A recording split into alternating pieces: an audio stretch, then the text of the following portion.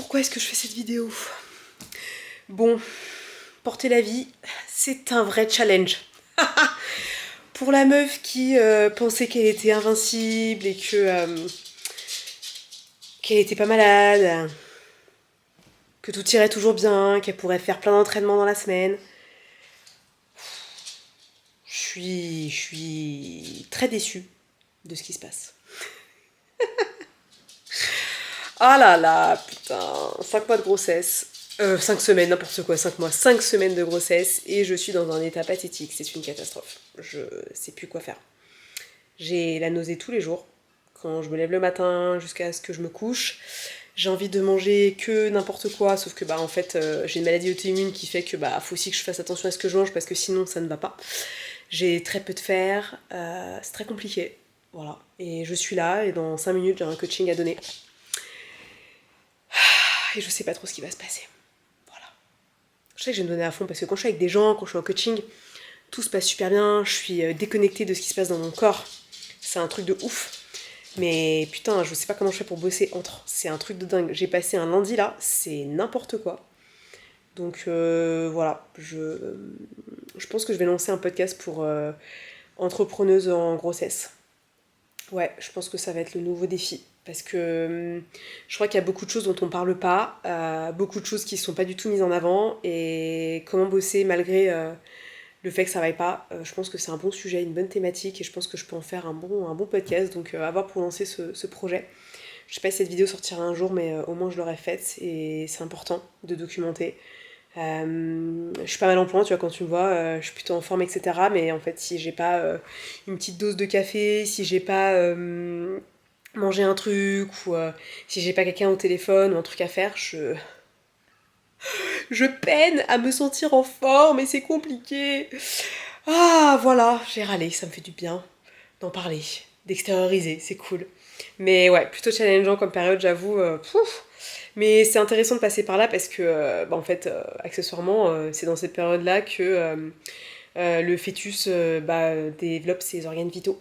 Donc, trop intéressant. Et du coup, c'est aussi ok de ressentir tout ça et de lâcher la culpabilité parce qu'au final, ce qu'on vit, on doit le vivre et voilà. Et donc, trouver un juste milieu entre arrêter le business et en faire un petit peu, c'est tout le challenge. Donc voilà. À méditer pour celles qui écoutent. Bienvenue à toi dans cette nouvelle vidéo. Ça fait un bail que je dois parler de la grossesse, être enceinte et entreprendre. C'est un sujet, moi, qui m'a vraiment perturbée pendant mon premier trimestre de grossesse, parce que si tu ne le sais pas, je suis enceinte, j'arrive dans mon 6e mois, donc j'ai déjà pas mal avancé sur ma grossesse. Et là, j'ai le recul nécessaire pour te parler un petit peu plus des impacts que ça a sur ta vie d'entrepreneuse, sur tes actions, sur ton business, et en fonction de toi bien entendu, d'accord? Tout ce que je vais te raconter, c'est mon expérience, et j'aimerais juste faire un disclaimer là-dessus. Tu peux vivre une grossesse très différente, donc ne t'affole pas si t'as un projet bébé ou que dans 2 ans t'as envie de le faire et du coup t'es en train de monter un business et tout. J'ai pas envie que tu prennes peur, juste envie justement de te partager un petit peu moi ce qui s'est passé, comment j'ai géré, qu'est-ce que j'ai pas pu gérer, qu'est-ce que je suis du coup en train de gérer maintenant parce que j'ai pas pris le temps avant. Bref, que des trucs comme ça, et je pense que c'est important juste de remettre de l'information, de mettre du partage d'expérience et te montrer que c'est possible, mais ça demande peut-être un réagencement de ta vie et peut-être une anticipation que j'ai pas assez anticipé de mon côté, pour être honnête avec toi. Je m'en rends compte maintenant parce que forcément j'ai les reculs des 3 premiers mois et puis des 2 derniers mois qui se sont déroulés. Mais on va prendre étape par étape, je te raconte un petit peu déjà dans cette vidéo les impacts, les premiers impacts sur ton business quand t'as un premier trimestre qui est bien challengeant. Bon, parlons peu, parlons bien. Tu me vois de loin, mais mate-moi la masse. Hey, salut les bitches. Donc ça déjà, c'est la contrainte du quotidien. Alors bien entendu, c'est du kiff, d'accord? On sait que dedans, c'est un bébé qui grandit.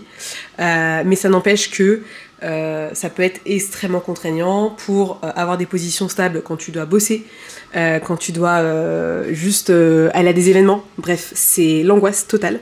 On s'en rend pas compte, mais moi, c'est un truc qui m'a vraiment choquée assez rapidement, c'est comment je vais faire avec ce bide pour faire ma vie de manière globale. Donc c'était assez marrant quand ça a démarré vraiment à grandir. Là, ça a quand même, j'ai quelques mois déjà déjà donc, de grossesse, donc forcément c'est pas comme au début c'est chill, mais après là, ça prend de l'ampleur, mais à une vitesse impressionnante, c'est ouf. Derrière, ce qu'on te dit pas non plus, c'est que tu peux avoir aussi beaucoup de fatigue.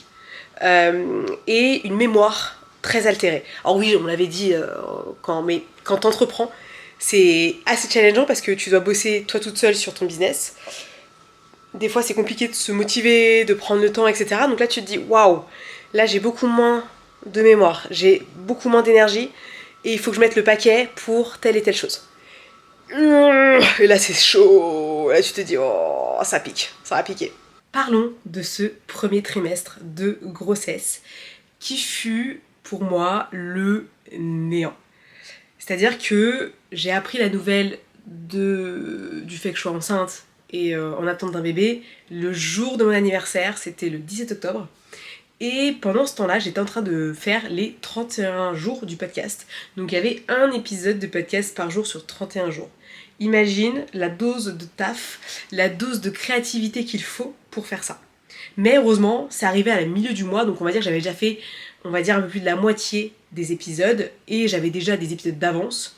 Donc quand je l'ai su, on va dire que j'ai pas senti de manque de créativité jusqu'à fin octobre, ça allait encore, même si je sentais une fatigue démoniaque me prendre, mais d'une force et d'une puissance, ça m'était jamais arrivé de ma vie. Donc imagine, j'avais le projet bébé, je savais que c'était en cours, etc., que ça pouvait arriver, mais je ne m'attendais pas que ça arrive aussi vite. Et là, je me retrouve dans un truc où mon quotidien va être bercé par de la fatigue, mais genre de l'épuisement, une perte de motivation immense à partir de novembre, mais j'en avais plus personne dans ma tête, de la faim constante, avec des nausées constantes. Donc clairement le combo le plus dégueulasse du monde. Je m'en souviens, c'était vraiment pathétique en termes d'estime de soi, en termes d'amour de soi, en termes d'énergie. Franchement, ça a été, je pense, l'événement de ma vie où je me suis sentie le moins bien dans qui je suis. D'accord, je sais très bien que moi je suis quelqu'un de très positif, quelqu'un qui a le smile, quelqu'un qui a la patate. Là j'étais tout l'inverse. Je me levais le matin avec aucune envie de faire quoi que ce soit. J'avais zéro créativité, j'avais zéro envie et j'avais des douleurs. J'avais des douleurs au niveau du ventre, j'avais des douleurs corporelles parce que je ne bougeais plus et j'avais mal au ventre, mal dans la gorge, enfin tout parce que quand t'as envie de vomir toute la journée, c'est pas du tout sexy quoi. T'as juste qu'une envie, c'est de ne plus avoir à penser à quoi que ce soit. Donc moi ça a été très dur au niveau du business parce que j'ai tout lâché à ce moment-là. Donc j'ai quand même lancé le bootcamp Leadership Era au mois de octobre pour novembre que j'ai tenu, d'accord, j'ai fait mon bootcamp avec les 3 nanas qui se sont inscrites. Mais clairement, heureusement que j'avais pas 10 000 personnes. Et du coup je me suis dit mais c'est bien, la vie est en train de me dire que j'étais pas prête à recevoir beaucoup de gens, à vraiment être dans du too much quoi. Clairement j'avais pas l'énergie pour, c'était sûr. Donc j'ai fait ce que j'avais à faire, mais alors clairement niveau business ça a raqué direct. Et je t'en parle vraiment ouvertement parce que je pense que c'est important pour les personnes qui nous écoutent, si elles vivent cette grossesse, par exemple comme moi je l'ai vécu de manière à peu près similaire, c'est ok de ressentir cette fatigue, de ne pas forcément être bien dans son corps, d'être fatigué, d'être un peu dépressive. Moi personnellement je me sentais vraiment déprimée, pas dépressive mais vraiment déprimée, parce qu'il y a une chute d'hormones qui est assez forte et en fonction de qui on est, on peut plus ou moins bien la vivre ou ne pas la vivre du tout, ça dépend vraiment de comment on se sent. Mais en tout cas moi je l'ai vraiment senti comme waouh, c'était la fin du monde et je suis ok avec ça parce que c'est important justement d'avoir ce discours un petit peu objectif derrière, je trouve, et de pas se dire voilà j'étais juste déprimée, etc. Non, il y avait vraiment un gros impact et c'était lié à la grossesse. J'ai jamais eu ce genre de comportement avant, ce comportement de pleurer tout le temps, d'être vraiment pas bien, de me lever le matin, me dire j'ai pas envie de me lever, ça c'est quand même fou, enfin. Ça m'était jamais arrivé de pas du tout aller au sport parce que clairement c'était plus dans ma vibe, j'ai toujours pas repris parce que clairement c'est... Pour l'instant je ressens pas du tout le besoin, l'envie, le désir de faire beaucoup de sport intense, je refais des choses soft à la maison mais c'est tout. Mais ouais, gros impact au niveau du mindset, au niveau du leadership, au niveau de la posture, au niveau des sensations, au niveau du feeling avec qui je suis, l'amour que je me porte, l'estime que je me portais, enfin bon c'était vraiment chaotique. C'est comme si finalement je ne contrôlais plus rien de ce qui se passait dans ma tête et que tout était en train de changer là-dedans et dans tout le reste de mon corps. tu vois. Donc ça a eu un gros impact sur mon business à ce moment-là. Bien entendu, j'espère que ça t'arrivera pas, parce que toute personne vit des choses différemment. Il y en a qui ne vivent aucune douleur, aucune fatigue, et d'autres, au contraire, vivent beaucoup de douleur, beaucoup de fatigue. Ça va dépendre de toi. Tu n'auras peut-être pas les mêmes symptômes, et j'espère que tu n'en auras pas. Je touche du bois pour toi. Mais voilà, en tout cas, c'est vraiment important. Je voulais vraiment en parler sur les réseaux, parce que on voit beaucoup de contenu sur divers sujets pour savoir quels sont les indispensables pour bébé, ce que tu veux, machin. Mais on parle pas trop de la meuf qui porte tout ça. On porte beaucoup de choses dans cette période, même si nos conjoints sont très présents. Et je remercie le mien d'être là depuis le début et de me soutenir, parce que c'est pas évident quand tu vois quelqu'un de méga positif pendant 3 mois être totalement amorphe. Mais ça fait partie du deal aussi, on sait que ça fait partie des choses qui peuvent arriver. Le corps a besoin de changer pour faire place au bébé, pour que les premiers organes, les mains, les pieds, les jambes se forment. Et ça, tu le vois dans la première écho, et là tu te dis, mais en fait, j'ai fait tout ça là pendant 3 mois, c'est ça qui a bossé, d'accord. Donc je vois pourquoi j'étais fatiguée, je vois pourquoi ça va pas. J'ai créé un cœur, j'ai créé des organes vitaux, j'ai créé des membres. Et forcément, ça peut avoir un gros impact. Et puis moi en plus, j'ai une maladie auto-immune. Si tu as suivi un petit peu le podcast, si tu as suivi un petit peu les vlogs que j'ai pu faire, j'ai une maladie auto-immune. Donc déjà, la fatigue, ça me connaît. C'est naturel chez moi d'avoir une fatigue qui est plutôt présente. Donc je sais que déjà, ça n'a pas aidé d'avoir les deux d'un coup comme ça, allez bim, dans ta gueule. Mais aucun regret. D'accord. Vraiment, je te fais cette vidéo pour te faire comprendre que j'étais prête à prendre ce risque.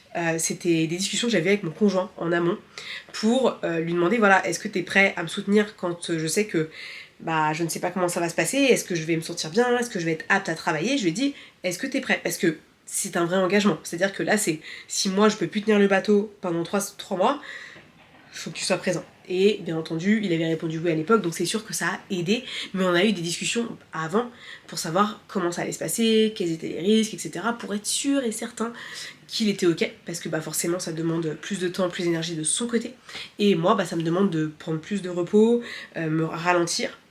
Et ce qui est fou, c'est qu'au final, l'année 2025, ça a été l'année, pour moi, du ralentissement. En fait, de la décroissance. 2024, pente ascendante, vraiment quasiment toute l'année, jusqu'au 20 décembre, où la 20 décembre, j'ai eu la grippe, et puis la fin d'année était vraiment chaotique jusqu'au 10 janvier, quoi. Vraiment, c'était ça. Et l'année 2025, ça a été, en fait, Inès, là, l'objectif, c'est que tu apprennes à ralentir. C'est comme si mon corps, même si j'avais pas du tout encore ce projet bébé en tête et que c'était lancé, pas du tout loin de là, il m'a dit, attention Inès, il va falloir que tu apprennes à vivre avec moins, il va falloir que tu apprennes à vivre différemment, il va falloir que tu apprennes à vivre peut-être avec plus de repos.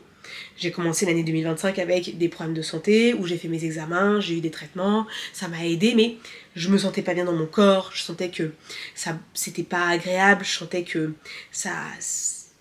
il était un peu meurtri, on va dire, par des symptômes qui étaient pas forcément très fun. Quand t'as mal au ventre tous les jours, je peux te dire que t'es pas forcément au top de ta forme et tu sens que ça te travaille, d'accord. Les douleurs chroniques, c'est vraiment quelque chose qui a beaucoup d'impact. Ça ne se voit pas, d'accord, parce que clairement les gens ne voyaient pas que j'avais mal au ventre, mais c'est ce que je ressentais au quotidien. C'est ce que ma chienne ressent au quotidien, parce qu'elle aussi elle a des soucis de santé au niveau du ventre, bref. C'est nimp. Donc en fait, début 2025 c'était ça. Soucis de santé, douleurs de ventre, mais en même temps des projets dans la tête. J'ai envie que mon business il avance, on venait juste de déménager dans un nouvel appart. Il y avait une envie, il y avait un désir, il y avait un truc de dire allez quoi, j'ai envie que ça bouge quoi, que ça peps. Au final ça a pris du temps, puisque forcément avec ma maladie qui prenait beaucoup d'espace à ce moment-là, de janvier à avril 2025, j'ai un peu sorti les rames. Donc là, faut trouver l'énergie pour bosser, faut trouver la créativité. Et dans ces moments-là, il y a beaucoup de choses qui m'ont aidé moi. Déjà, ça a été de prendre mon temps. D'accord. Donc ça veut dire que j'ai totalement changé mes horaires de travail. J'ai beaucoup moins fait des réveils à 6h du mat, 7h du mat comme je pouvais faire avant. J'ai beaucoup décalé mes réveils pour justement prendre le temps de bien dormir, bien récupérer. Ensuite, je m'alimentais bien, donc je prenais plus de temps pour faire à manger. Ça prend du temps ça dans ton quotidien quand tu dois bosser à ton compte, que tu as beaucoup de trucs à faire, tu dois trouver le temps pour te faire à manger, pour que ce soit cohérent avec ce que tu vis, ce que tu ressens. Ensuite, il y avait beaucoup aussi de rendez-vous médicaux. J'ai pas arrêté de faire des prises de sang, des allers-retours chez le gastro-entérologue, enfin bon, le truc pas très fun, mais c'est une réalité, c'est ça qui m'a permis aussi d'aller mieux. Et il y a eu tout l'aspect, garder mon énergie, donc dans la journée, c'est, prendre des moments de sieste, prendre des moments de calme où je respire, je médite, et vraiment trouver une routine yin plutôt que yang. Bien entendu, j'ai repris le sport un peu plus tard dans l'année, je pense que c'était au mois d'avril-mai, j'ai repris le sport mais de manière beaucoup moins intensive, avec beaucoup moins d'entraînement, pour justement continuer à développer mon système cardiovasculaire, pour la forme de mes jambes, la forme de mon dos, pour pas justement tomber dans peut-être une augmentation de mon poids, etc. Voilà, je suis restée dans quelque chose d'assez soft, mais ça m'a pris des mois pour remettre ça en place. Et encore une fois, je l'ai remis en place, mais c'était jamais super bien. J'étais jamais en mode « Waouh, trop bien, je suis au taquet ». Non, non, non. C'était toujours mitigé. J'avais des clients, mais pas suffisamment. Ensuite, j'avais du sport, mais bon, j'avais tout de suite un peu plus mal. J'ai eu le dos qui a commencé à tirer. Ça m'était jamais arrivé. J'ai jamais eu de problème de douleur, de quoi que ce soit. Et finalement, c'est comme si la vie m'indiquait « Attention Inès, t'as besoin de réajuster ton quotidien, t'as besoin de faire moins de sport intensif, agressif, t'as besoin de retrouver des routines de sport qui sont beaucoup plus yin, plus zen, et qui te permettent de travailler sur ton corps de manière générale. » Donc j'ai opté pour beaucoup plus de yoga, pour beaucoup plus de marche, j'ai arrêté de courir au mois de juillet, parce qu'en fait, la course à pied venait me challenger au niveau digestif de manière trop importante, ce qui fait que forcément ça impactait mes symptômes, ça les augmentait, donc j'arrivais pas à guérir, tu vois ce que je veux dire. Enfin bref, la vie m'a vraiment appris en 2025 à ralentir, baisser le rythme, lâcher et me dire écoute, je fais avec ce que j'ai et je vais au jour le jour. Et forcément, quand le moment où je suis tombée enceinte est arrivé, je me suis dit voilà, toute l'année, j'ai appris à me challenger dans faire moins, faire différemment, accepter le fait que mon yang soit moins important, profiter des moments de repos, parce que j'avais l'impression qu'avant, je passais mon temps à courir pour aller au sport, à mes rendez-vous, fallait tout rendre dans la journée, machin. Je vous dis, aujourd'hui, je suis dans l'adaptabilité à 10 000 %. Il y a des fois où je voulais faire quelque chose, je l'ai pas fait. Il y a un rendez-vous, je l'ai annulé. C'est pas grave, je l'ai décalé. Je ne peux pas faire tout ce que je veux, parce qu'aujourd'hui, la vie m'indique que j'ai besoin de prendre mon temps, et que s'il y a quelque chose qui n'est plus aligné alors que j'ai pris un rendez-vous il y a quelques temps, je l'enlève, tout simplement. Et c'est pas évident à te dire comme ça, parce que ça veut dire qu'il y a une part de moi quand même qui lâche quelque chose, qui lâche une identité que j'avais, qui m'était chère à une époque, qui était Inès, t'es quelqu'un de fort, Inès, t'es invincible, Inès, il t'arrivera jamais rien. C'est faux, d'accord? Puis autour de moi, j'ai plein de preuves que beaucoup de choses arrivent à plein de gens exceptionnels et qui malheureusement ne l'ont pas voulu, ne l'ont pas souhaité, et ça arrivait quand même. Donc je savais très bien que c'était pas immuable, mais c'est arrivé en 2025, il fallait que ça arrive. En plus de ça, j'étais en année 9, d'accord, au niveau de la numérologie. Donc moi, j'étais vraiment dans une clôture d'un cycle. C'est comme si en fait j'avais dit au revoir à la Inès de 2024, 2023, 2022, 2021, qui était dans une expansion d'action, vraiment toujours à bosser, à quasiment pas prendre de vacances, à me dire ok, en fait t'as besoin de tomber pour te relever. Et là, me relever va prendre du temps. Je l'ai bien compris, je pense que je l'ai bien capté et je suis ok avec ça. Ça va me prendre un peu de temps, je pense, pour que l'ego me laisse un peu tranquille par moment. Il revient de temps en temps me dire Inès, ça fait chier, t'avances pas comme tu veux, etc. Ça, je le sais. Mais là, quand j'en parle, je me dis je suis en train de vivre une transformation au niveau de mon corps, au niveau de mon esprit, au niveau de mes priorités. Parce que la vie ne va plus être concentrée sur moi seule et mon chien. Ça va être moi, plus un autre être humain, plus mon foyer, plus tout ce qui est autour. C'est énorme, le changement. Je pense que je me rends même pas compte aujourd'hui, parce que je ne le vis pas, le changement que ça va me donner dans ma vie. Mais je pense que j'étais prête à l'accueillir, et 2025 m'a appris à être prête à l'accueillir. À me dire, aujourd'hui, de toute façon, je fais que l'adaptation. J'ai pas le choix. Je dois m'adapter à tout ce qui va m'arriver. Qu'importe, coûte que coûte, je vais prendre le temps de me réadapter et d'essayer de nouvelles choses, de voir comment est-ce que ça va fonctionner. Et je pense que je suis prête à vivre cette expérience, aussi douloureuse soit-elle, parce qu'elle va être douloureuse, je le sais, mais je ne mets pas trop mon focus que là-dessus, je vais le mettre sur le global. Qu'est-ce que ça m'apporte? Comment est-ce que ma vie va changer? Quelle va être ma source de bonheur demain? Parce qu'elle va changer aussi, d'accord? Mes sources de bonheur, je mets au pluriel, parce que tout va évoluer, et tant mieux. J'ai parlé de plein de choses. Ça m'a fait du bien de faire cette vidéo. Et c'est pas... Tout ce que je te dis là, c'est pas du tout ce que je me suis dit pendant mon premier trimestre. Pendant le premier trimestre, c'était vraiment la phase de déprime, d'accord? Et je t'en parle maintenant de ça parce que si t'es peut-être dans ton premier trimestre aujourd'hui, t'as un bout du tunnel. Et heureusement que je suis préparatrice mentale, que je suis coach mindset, et que je passe mon temps à travailler le mental, parce que ça m'a beaucoup sauvée dans les moments où ça allait pas. Je me suis dit, c'est pas grave, vis ce que t'as à vivre. traverse le truc. Il y a même des jours où je ne pouvais pas sortir de chez moi. Je n'y arrivais pas. J'étais en mode, j'ai aucune envie, je sais pas, il y a un truc qui me bloque. Je ressens pas l'appel, ça ne marche pas. C'était horrible. Mais j'ai vécu cette période comme l'apprentissage de...